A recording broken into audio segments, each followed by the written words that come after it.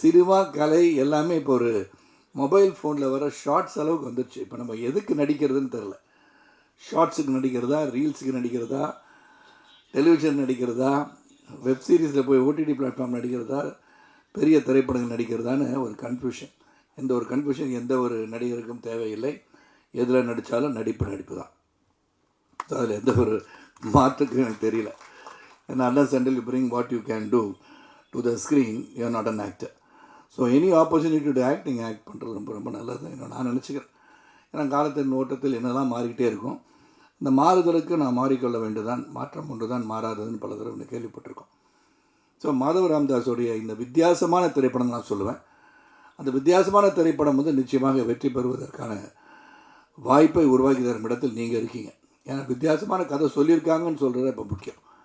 இதுவும் அது மாதிரி எடுத்திருக்காங்க, இதுவும் அப்படி தான் இருந்துச்சுன்னு சொல்கிறத விட ஒரு வித்தியாசமான முயற்சி எடுப்பவர்களை வரவேற்பது நம் கடமை என்று தான் நினைக்கின்றேன். இந்த படத்துக்கு ஒரு மிகப்பெரிய பலம் ஒரு ஒரு வலிமையான ஒரு பின்னணி இருக்குது அப்படின்னு சொன்னால் அது காரணம் வந்து உண்மையிலே என்னுடைய அன்பு சகோதரர் ரசூல் பூக்குட்டி சார் தான். ஏன்னா இது வந்து சவுண்டுக்கு ரொம்ப இம்பார்ட்டன்ட் கொடுக்குற படம். ஏன்னா கடல் எடுக்கும் போது கொச்சின்ல இருந்து ஹார்பர்ந்து வெளியே போய் தான் எடுத்தோம். அந்த சவுண்டு, இந்த டெடிக்கேஷன் விச் இஸ் ஒர்க்ஸ், அதனால தான் அவருக்கு ஆஸ்கர் கிடச்சிருக்கு. மேலும் பல ஆஸ்கரை வெற்றி பெறணும்னு ஆசைப்பட்றேன். ஏன்னா அந்த டெடிக்கேட்டட் ஒர்க், அந்த மைக் எடுத்துக்கிட்டு காலையிலே வந்து அந்த சவுண்டு எடுக்கிறதுக்காகவே போகிறார் ஒரு டீமை வச்சுக்கிட்டு. எது எப்படி இருக்கணும், அந்த டாக் சவுண்ட் சொன்னார், டாகோட பைட் ஃபோர்ஸ் எப்படி இருக்கும், பைட் பண்ணால் எப்படி இருக்கும், அது என்ன மாதிரி இருக்குது சவுண்டு, க்ரௌலிங் சவுண்டோட. இதில் ஒரு ஃபைட் ஒன்று, அந்த நாய் வந்து அட்டாக் பண்ணுற ஒன்று பண்ணியிருப்பாங்க. I think it is Belgium Belgium அது வாட் இஸ் மேலனாய், பெல்ஜியன் மேலனாய் தான் அந்த நடிச்சிருக்க இன்னொரு கதாபாத்திரம்.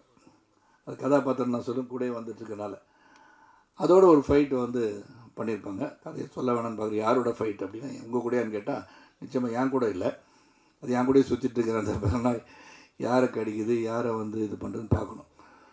அண்ட் இது வந்து எடுக்கிறது எவ்வளோ கஷ்டமாக இருந்திருக்கும்னு யோசனை பண்ணி பாருங்கள். ரொம்ப சிறப்பாக வந்து அந்த ட்ரெயினர் அந்த வண்டர்ஃபுல் ஜாப்னு சொல்லணும். ஏன்னா அதை பார்த்தோம் உண்மையிலே மெய்சிலுக்க வைத்ததுன்னு சொன்னால் அது கொஞ்சம் மிகையாகாது.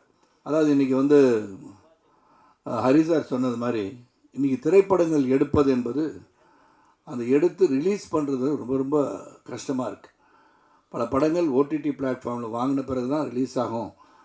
ஓடிடி பிளாட்ஃபார்ம் நிர்ணயம் செய்த பிறகு தான் அந்த படம் வந்து திரைக்கே வரும் அப்படின்னு சொல்லும்போது நாம் அதை மாற்ற முடியுமா என்று சிந்திக்க சூழ்நிலை தான் போயிட்டுருக்கோம். நான் ஏற்கனவே வேறு ஒரு மீட்டிங்கில் சொன்னேன், 50 நாட்களுக்கு பிறகு ஓடிடி பிளாட்ஃபார்ம் படத்தை ரிலீஸ் பண்ணால் இந்த படத்தை தியேட்டரில் போய் பார்ப்போம் என்ற ஆசை ஆடியன்ஸுக்கு வரும்னு நான் நினைக்கிறேன். வேணாம், அது நடந்தால் ரொம்ப சந்தோஷப்படுவேன். அப்போ ஹரி மாதிரி நிறைய பேர் வந்து படங்களை வந்து ரிலீஸ் பண்ண தயாராக இருப்பாங்க.